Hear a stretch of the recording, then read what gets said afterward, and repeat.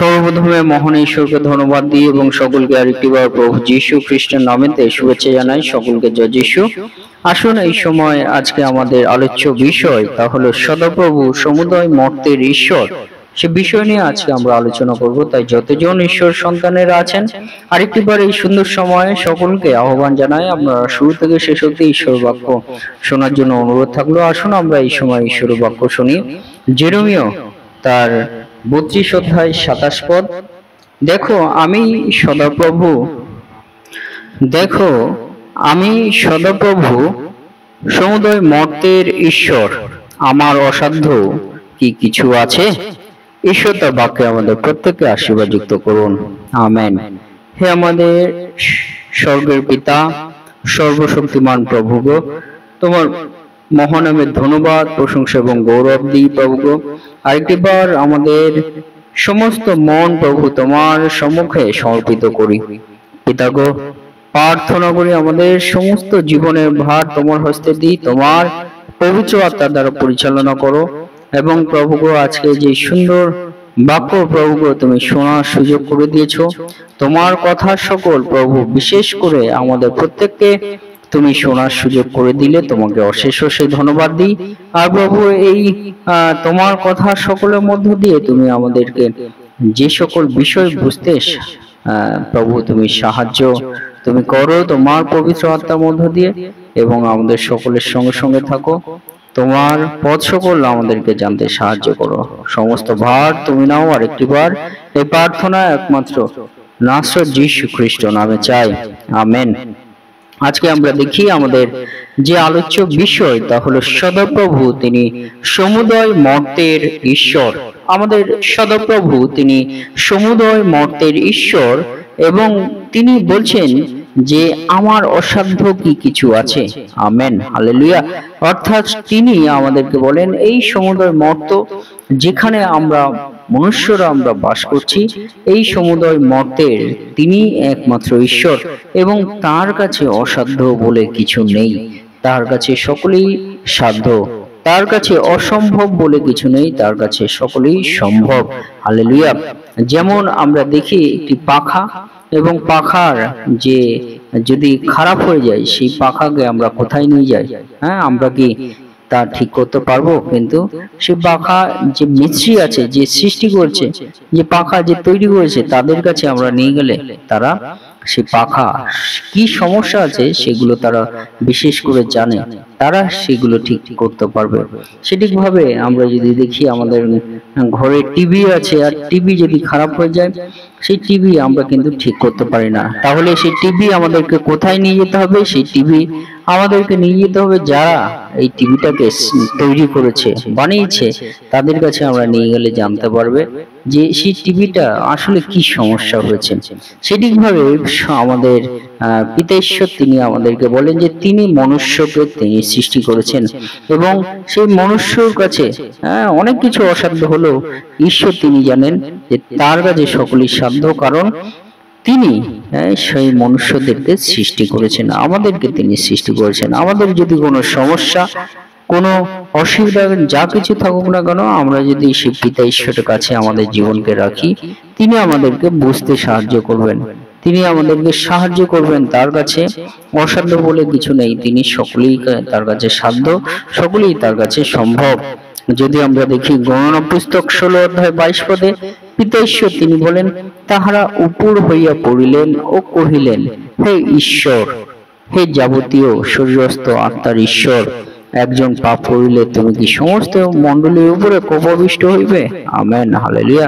অর্থাৎ আমরা দেখি যে একটি ঘটনা, আর সেই ঘটনার মধ্য দিয়ে পিতা ঈশ্বরের সম্মুখে উপর হয়ে পড়লেন এবং কহিলেন, হে ঈশ্বর, হে যাবতীয় শরীরস্থ আত্মার ঈশ্বর, আমেন, হালেলুয়া। আমাদের ঈশ্বর তিনি যে সমস্ত শরীর আছে এই জগতে, এই মর্তে যত শরীর আছে, সেই শরীরে যে আত্মা আছে, সেই আত্মা শরীরস্থ আত্মার যিনি ঈশ্বর, তিনি শুধুমাত্র শরীরস্থ আত্মার না, যাবতীয় শরীরে যা কিছু আছে সেই শরীরের যে আত্মা আছে সেই আত্মার ঈশ্বর আমাদের সদাপ্রভু, হালেলুয়া। তাই সেই সদাপ্রভুকে বলা হচ্ছে তিনি যাবতীয় শরীরস্থ আত্মার ঈশ্বর। হালেলুয়া। সেই মধ্য দিয়ে আমরা বুঝতে পারি আমাদের ঈশ্বর তিনি সমুদয় মর্তের ঈশ্বর, আর তার কাছে আমাদের উপর হয়ে পড়া প্রয়োজন আছে, তার কাছে আমাদেরকে প্রার্থনা করার প্রয়োজন আছে। হালেলুয়া। 2 নম্বর বিষয় আমরা যদি দেখি গণনা পুস্তক 27 অধ্যায় 16 পদ, সেখানেও আমরা একই বিষয় আমরা দেখি যে সেখানে লেখা আছে সর্ব শরীরস্থ আত্মাদিগের ঈশ্বর সদাপ্রভু মণ্ডলের উপরে এমন এক ব্যক্তিকে নিযুক্ত করুন। আমেন। অর্থাৎ সর্ব শরীরস্থ আত্মার ঈশ্বর আমরা আরেকটি বার আমরা দেখতে পারি যে পিতা ঈশ্বর তিনি সর্ব শরীরস্থ আত্মা দিগর ঈশ্বর। তাই সেই সদাপ্রভুর কাছে প্রার্থনা করা হয় যেন একজন ব্যক্তিকে নিযুক্ত করুন মণ্ডলীর উপর। হালেলুয়া। সে মধ্য দিয়ে আমরা কি দেখতে পারি যে আমাদের ঈশ্বর কিন্তু সর্ব শরীরস্থ আত্মার ঈশ্বর। হালেলুয়া। অর্থাৎ সমুদয় মর্তের তিনি একমাত্র ঈশ্বর, আর তার মহিমা তার গৌরব আরেকটি বার আমরা হৃদয় দিয়ে আমরা করি, তার ধন্যবাদ আমরা দিই আমাদের হৃদয় দিয়ে, কারণ তিনি সর্ব শরীরস্থ আত্মাদিগের ঈশ্বর। তিনি আপনার ঈশ্বর নন শুধু, কিন্তু সকল মনুষ্য জাতির ঈশ্বর, সকল ধর্ম বর্ণ জাতি নির্বিশেষে সকল ভাষা দিগের তিনি ঈশ্বর। হালেলুয়া। প্রত্যেকের যে শরীরস্থ সেই শরীরস্থ আত্মাদিগের ঈশ্বর আমাদের সদাপ্রভু। তাই সমুদয় মর্তের ঈশ্বর আমরা বলতে পারি আমাদের সদাপ্রভু। ইয়োব তার 12 অধ্যায় 10 পদে সেখানে সদাপ্রভু তিনি কি বলেন? ইয়োব 12 অধ্যায় 10 পদে সদাপ্রভু তিনি বলেন তাহারই হস্তে সমস্ত জীবের প্রাণ, সমস্ত মানব জাতির আত্মা রহিয়াছে। আমেন। হালেলুয়া। এই বিষয়টি খুবই গুরুত্বপূর্ণ, খুবই গুরুত্বপূর্ণ। যদি আমরা একবার আমরা চিন্তা করি যে ইয়োব তিনি বলছেন পিতা ঈশ্বরকে যে তিনি তাহারই হস্তে কিন্তু সমস্ত জীবের প্রাণ আছে। ঈশ্বরের হাতেই কিন্তু সমস্ত জীবের প্রাণ আছে। কেমন ভাবে সমস্ত জীবের প্রাণ আছে? সেখানে বলছেন যে সমস্ত মানব জাতির আত্মা রহিয়াছে। আমেন। সমস্ত মানব জাতির যে আত্মা প্রত্যেক জীবের মধ্যে দিয়ে আছে। হালেলুয়া। তাই সদাপ্রভু তারই হস্তে কিন্তু সমস্ত জীবের প্রাণ আছে। হালেলুয়া। এবং সেই আত্মা যদি কোনো শরীর থেকে বার হয়ে যায় তাহলে সেই শরীরের আর কোনো মূল্য নাই, কোনো গুরুত্ব নাই, সেই শরীরকে ফেলে দেওয়া হয়। হালেলুয়া। অর্থাৎ আমরা বুঝতে পারি যে আমাদের সমস্ত শরীরে যে আত্মাদিগের ঈশ্বর সমুদয় মর্তের ঈশ্বর তিনি হলেন সদাপ্রভু। তার হাতেই কিন্তু আমাদের প্রাণ আছে, আর যার হাতে আমাদের প্রাণ আছে তার মানে তিনি আমাদের সৃষ্টিকর্তা, আমাদের জীবনদাতা, আমাদের সমস্ত জীবনের যে ভার, সমস্ত জীবনের যে অধিকার যার হাতে আছে তিনি হলেন আমাদের সদাপ্রভু। হালেলুয়া। সেই সদাপ্রভুকে আমরা কিভাবে পাই? যীশু খ্রিস্টের মধ্য দিয়ে। যীশু খ্রিস্টের মধ্য দিয়ে কিন্তু সেই সদাপ্রভুকে আমরা সঠিকভাবে আমরা এখন জানার সুযোগ পেয়েছি। তাই আমাদেরকে কি করার প্রয়োজন? যে সমুদয় মর্তের ঈশ্বর তার মহিমা তার গৌরব যেন আমরা করতে না ভুলি। হালেলুয়া। হালেলুয়া।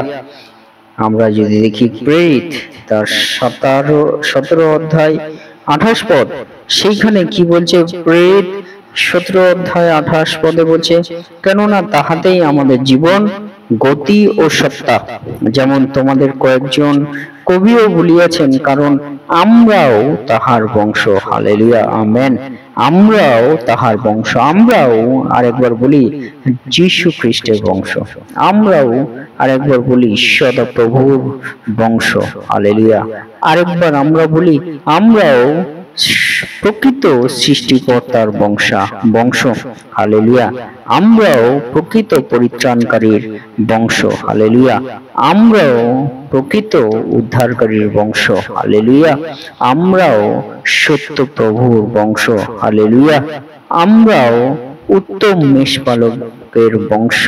হালেলুয়া। আমরাও পুনরুত্থানের বংশ। হালেলুয়া। সেইভাবে আমরা বলতে পারি যে সদাপ্রভু সমুদয় মর্তের ঈশ্বর, আর তাহাতেই কিন্তু আমাদের জীবন, আমাদের গতি, যে পথে আমাদের বয়স আমাদের বাড়ে, যেভাবে আমরা এগিয়ে চলছি একটা একটা বছর করে, আর সমস্ত আমাদের জীবনের যে গতি এবং সত্তা, সমস্ত কিছুই কিন্তু সেই সদাপ্রভুতে আছে। তাই আমরাও আরেকটি বার বলতে পারি তাহার আমরা বংশ। হালেলুয়া। তাই আসুন আমরা যে সমুদয় সদাপ্রভু সমুদয় মর্তের ঈশ্বর, তার মহানামের গৌরব প্রশংসার মধ্য দিয়ে তার ধন্যবাদ, তার গৌরব আমরা আরেকটি বার আমাদের হৃদয় দিয়ে দিই। ঈশ্বর তার বাক্যে আমাদের প্রত্যেককে আশীর্বাদ যুক্ত করুন। আমেন। জয় যিশু, জয় যিশু, জয় যিশু।